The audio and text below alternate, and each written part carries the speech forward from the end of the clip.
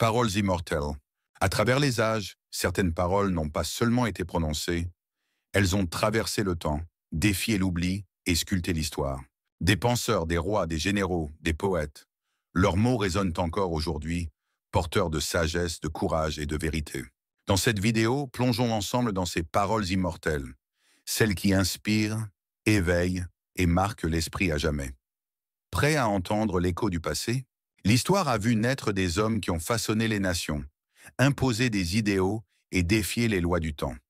Mais derrière chaque empire, derrière chaque règne, une vérité s'impose. Le pouvoir n'est rien sans la maîtrise de soi, sans la lucidité, sans la justice. Celui qui peut dominer ses propres peurs sera vraiment libre.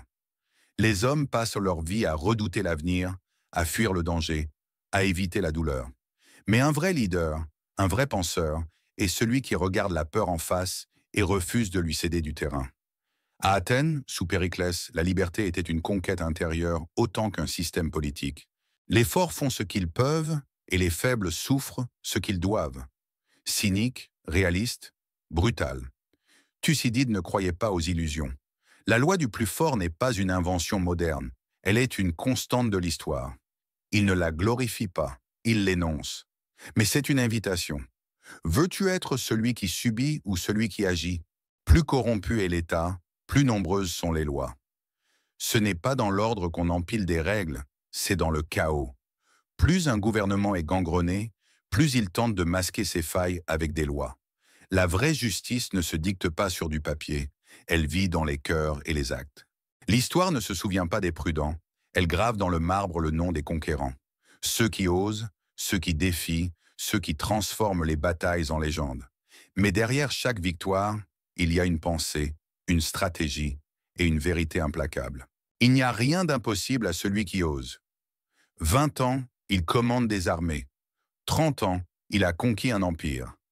Alexandre ne croyait pas en l'impossible. Il marchait sur les légendes, les écrasait sous ses pas. Mais son audace l'a-t-elle sauvé?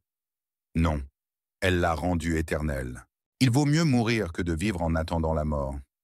Vivre dans la crainte de l'échec, du regard des autres, de la chute, c'est déjà être mort. César a parié sur l'audace, traversé le Rubicon, défié un empire. Il savait que rester immobile, c'était déjà être enterré vivant. Connais ton ennemi et connais-toi toi-même, et tu ne craindras jamais le résultat de 100 batailles. La guerre, c'est une science avant d'être une boucherie. Combien se précipitent sans comprendre leur faiblesse? Connaître l'adversaire, c'est bien. Mais connaître ses propres limites, c'est ce qui fait la différence entre le stratège et le fou. Les civilisations se construisent sur le savoir, mais elles s'effondrent dans l'ignorance. Depuis l'Antiquité, les plus grands penseurs ont cherché la vérité, parfois au prix de leur vie. Leurs mots résonnent encore aujourd'hui, défiant le temps et l'oubli. Tout ce que je sais, c'est que je ne sais rien. L'ignorant croit savoir. Le sage sait qu'il ignore. C'est cette humilité qui a fait de Socrate le plus grand des penseurs et lui a valu la ciguë. Les hommes préfèrent le confort du mensonge à l'inconfort du doute. L'ignorance est la racine et la tige de tous les maux. Pourquoi les hommes commettent-ils les pires horreurs? Parce qu'ils ne savent pas, ou pire, parce qu'ils croient savoir. L'ignorance est un poison lent qui détruit les sociétés sans qu'elles ne s'en rendent compte. Nous sommes ce que nous faisons de manière répétée. L'excellence n'est donc pas un acte, mais une habitude. Le génie n'est pas une étincelle divine, c'est la discipline, la répétition, l'obsession du détail. On ne devient pas grand en un jour, mais en faisant, refaisant, perfectionnant. La vie est un fleuve en mouvement, un enchaînement d'événements que personne ne peut figer. Chaque instant nous change, chaque épreuve nous façonne. Mais c'est le destin qui décide de notre sort. On ne se baigne jamais 2 fois dans le même fleuve. Tout change, tout coule, rien n'est figé. Ceux qui croient que pouvoir s'accrocher au passé s'accrochent à de la fumée. La vie, c'est l'adaptation ou la mort. Ce qui trouble les hommes, ce ne sont pas les choses, mais les jugements qu'ils portent sur elles. Rien n'est bon ou mauvais en soi. C'est nous qui donnons aux événements leur valeur. Celui qui maîtrise son esprit maîtrise le monde. Nous souffrons plus dans notre imagination que dans la réalité.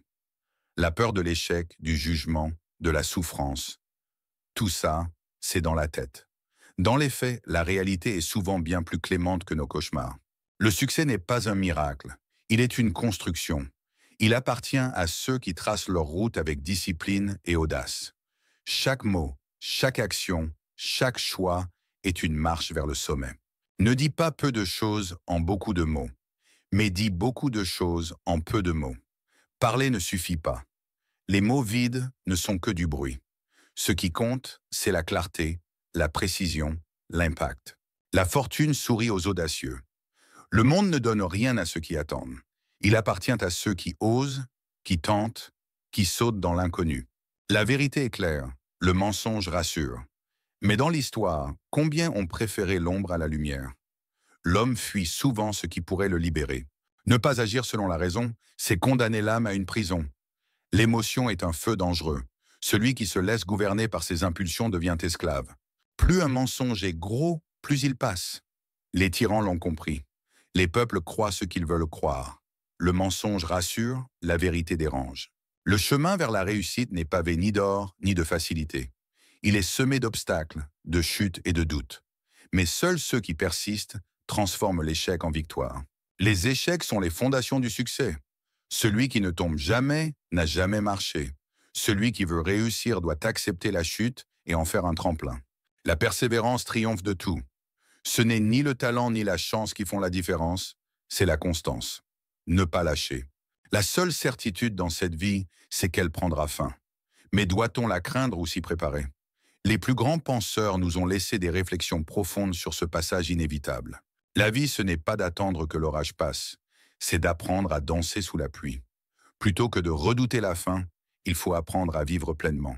Chaque instant est précieux, et la sagesse consiste à avancer malgré les incertitudes. Celui qui recherche la vérité et cultive la vertu ne redoute pas la mort, car il sait qu'il aura vécu avec sens. Penser à la mort, ce n'est pas sombrer dans l'angoisse, mais chercher à donner un sens à chaque jour. La foi, la sagesse et la droiture nous libèrent de la peur de l'inconnu. Le destin, écrit d'avance ou façonné par nos choix. Les plus grands esprits de l'Antiquité ont tenté d'y répondre. Celui qui apprend doit souffrir. Et même dans notre sommeil, la douleur que nous ne pouvons oublier tombe goutte à goutte sur le cœur, jusqu'à ce qu'en nous, par un terrible coup de lumière, naisse la sagesse. La douleur n'est pas une punition, c'est une enseignante. Ceux qui fuient la souffrance fuient leur propre grandeur. Il n'existe pas de plus grande douleur que de se rappeler des jours heureux dans la misère. Le bonheur passé devient un poison quand tout s'écroule. Mieux vaut bâtir un présent solide que pleurer un âge d'or disparu. Le caractère est le destin. Rien n'est écrit, mais tout est en germe en nous. Ce que tu es aujourd'hui trace la route de demain. Le pouvoir n'est pas une fin en soi, mais une épreuve. Il révèle les hommes autant qu'il les façonne. Certains l'utilisent pour bâtir, d'autres pour détruire. Mais une chose est sûre, sans responsabilité, le pouvoir n'est qu'un feu dévorant. Plus grande est la puissance, plus grand est le danger de l'abus. Le pouvoir sans contrôle devient une arme retournée contre son détenteur. C'est un test de caractère. Seras-tu un guide ou un tyran? Ce n'est pas le pouvoir qui corrompt, c'est l'homme qui s'y abandonne. Un dirigeant éclairé reste maître de lui-même. Ce n'est pas l'autorité qui rend mauvais, mais l'oubli des principes. La vraie grandeur, c'est la maîtrise de soi avant celle des autres. Gouverner, c'est d'abord bien se gouverner soi-même. Un dirigeant incapable de discipline personnelle ne peut espérer diriger un peuple. Le pouvoir commence toujours par soi. À suivre, ce thème est loin d'être épuisé. D'autres réflexions vous attendent encore. Merci pour votre attention. Likez, abonnez-vous, partagez. À très bientôt pour la suite.